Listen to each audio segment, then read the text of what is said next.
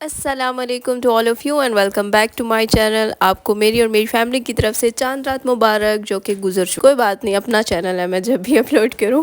और यहाँ पर जो है हम चांद रात की खुशियाँ मना रहे थे और मैं आपको बताऊँगी कि मेरी चांद रात कैसे गुजरी थी। फ़र्स्ट ऑफ़ ऑल तो जैसे ही मगरिब की नमाज़ पढ़ी उसके बाद ही इतने ज़्यादा सही पटाखे गोले बजने लग गए। तो उसके बाद फिर मैंने भी ये इनको हम शूशियाँ कहते हैं ना, तो इसका मुझे बड़ा शौक़ था बचपन से कि यार मैं भी इसको करूँ। तो आखिरकार ये मुझे मिल गई थी और ये भी फिर हमने की। और फलाह की खुशी चेक करें, इतनी ज़्यादा ये खुश हो रही थी, एक्साइटेड। वरना तो ये पटाखों से बहुत ज़्यादा डरती है, दैट्स वाई हमने फिर पटाखे नहीं लिए। हमने कहा बस इसी से ही इसको खुश करते हैं। तो बड़ी मुश्किल से ये चला था, इतनी ट्राई कर कर कर के खैर आखिरकार ये हो गया था और बड़ा प्यारा लग रहा था। बस फिर जैसे मैंने आप लोगों को बताया कि शाम को मैं पता चला, तो मैं फ़र्स्ट ऑफ़ ऑल अपनी अम्मी जो सास है उनको जाकर चांद रात मुबारक किया, यानी कि गले मिले। और उसके बाद डिस्कशन की कि कल ईद में हम क्या क्या क्या चीज़ बनाएंगे।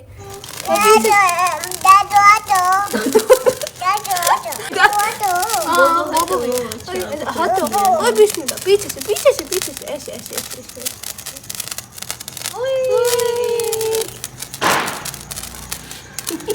इस छोटी सी खुशी के बाद फिर उसके बाद मैं रूम में आई। कुछ काम पेंडिंग थे, उसमें जो काम था first of all Eid decoration का, तो मैंने कहा सबसे पहले वो मैं कर लेती हूँ। तो उसमें मेरी जो नंद है उसने मुझे बहुत हेल्प आउट की। कुछ चीज़ें ली थी जो कि मैंने आपको पिछले व्लॉग में दिखाई थी, शॉपिंग व्लॉग में। मैंने ईद की डेकोरेशन के लिए कुछ थोड़े से आइटम्स लिए हैं, तो मेरा बड़ा दिल कर रहा था इस बार। उसमें ये एक चीज़ें थी, इस तरह ये लटकती है बैकग्राउंड पे। तो मेरी जो वॉल है ना जिसपे मैंने फलाह की बर्थडे डेकोरेशन करवाई थी, वो वॉल अब बिल्कुल ख़राब हो चुकी है। तो अभी मेरे पास टाइम नहीं था कि उसको पेंट करूं या उस पर कोई चीज़ लगाऊं। तो मैंने कहा कि इस पर यही चीज़ें लगा दी तो थोड़ा सा कवर अप हो जाएगा। बस इंशाल्लाह फिर ईद के बाद ही देखूंगी कि इसको किस तरीके से डेकोरेट करती हूँ। खैर फिर मैं बाहर आई और मैंने बड़ी मुश्किल से जो ये हैप्पी बर्थडे वाले कार्ड से ना ये उतारे थे, उतर ही नहीं रहे थे। मेरी कोशिश थी कि ये फटे और ये काम चल जाए, बट ये साथ साथ जो मेरा ये बेबी है ना, ये इसने काम करने देना था नेवर।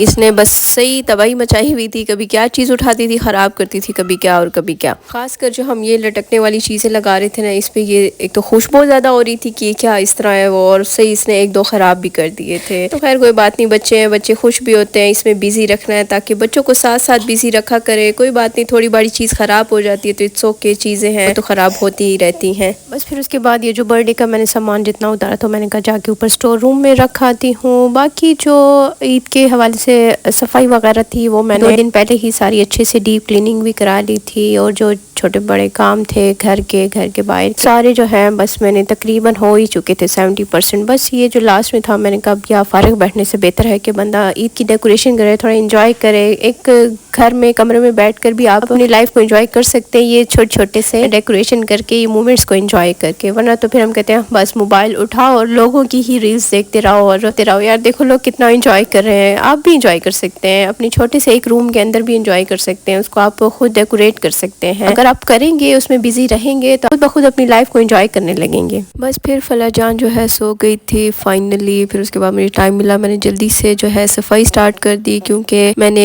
1-2 दिन पहले सफाई करवा ली थी। लेकिन उसके बाद अब जाहिर है जब आपके घर में आपके कमरे में बेबी हो तो वो एक दिन के अंदर भी इतना ज़्यादा गंद जमा हो जाता है। तो यहाँ मैं साथ साथ सफाई कर रही थी और अपनी डेकोरेशन भी देख देख के खुश हो रही थी। अब यहाँ पर मैं इतनी ज़्यादा खुश हो रही थी कि चलो 90% काम हो गया है, बस थोड़े बड़े कुछ कपड़े नीचे पड़े हैं और ये जो कारपेट है ये अंदर जाएगा। यहाँ पर ये चेयर्स पे जितनी चीज़ें पड़ी हैं ये यहाँ से उठेंगी और सेट हो जाएगा। और तकरीबन हो चुका था, बस थोड़ी बारी। यहाँ पर अब मैं वॉशरूम भी दिखा रही थी, इतना दिल खुश हो रहा था जब वॉशरूम भी सही ज़बरदस्त किस्म का साफ़ सुथरा। उसके बाद मैं शदीद किस्म की थक चुकी थी और मैंने लिया यहाँ पर कैल्सी प्लस।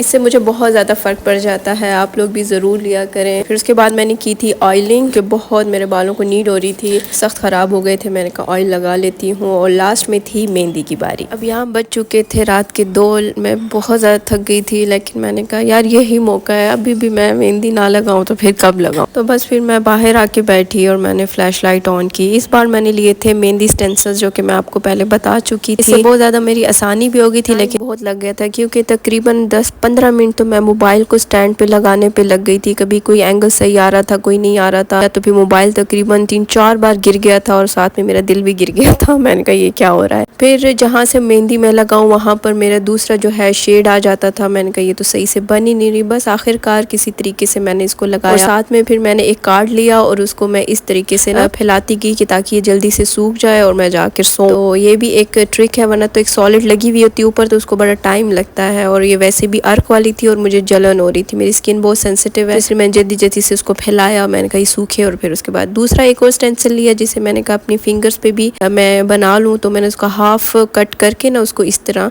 लगा दी जैसे आपने स्क्रीन में देखा है। लें जी, मेरी बहुत ही खूबसूरत सी मेहंदी लग चुकी थी। आसानी बहुत ज़्यादा है, अगर आप अकेले में बैठ के मज़े से लगा रहे हैं तो बेस्ट है, लेकिन यहाँ तो मैं वीडियो बना रही थी। मैंने कहा चलो आप लोगों को भी दिखा दूँ किस तरीके से ये लगता है, अक्सर को नहीं पता होता, इसलिए मैंने फुल ट्यूटोरियल बता दिया। दूसरे हाथ पे भी मैंने गोल वाली जो होते हैं वो लगाई और इसके ऊपर सारी मेहंदी अप्लाई कर दी। लेकिन इसमें एक चीज़ थी, जब मैंने स्टेंसिल को उतारा तो इसके राउंड राउंड जैसे ब्लैक है ना आउटलाइन, ये नहीं थी, फिर मैंने खुद से लगा ली थी। बस ये थे आज का व्लॉग चांद रात का, जिसमें बस यही कुछ होता है। आप लोग मुझे कमेंट सेक्शन में ज़रूर बताइएगा कि आप लोगों ने मेहंदी खुद लगाई थी या लगवाई थी या स्टेंसिल लगाए थे। आई होप आपको पसंद आया होगा। इंशाल्लाह मिलते हैं अब ईद वाले व्लॉग में और आई होप आपने एंजॉय किया होगा। So please do like my video and subscribe to my channel. अपना बहुत सारा ख्याल रखिएगा और दुआओं में याद रखिएगा। अल्लाह निगहबान।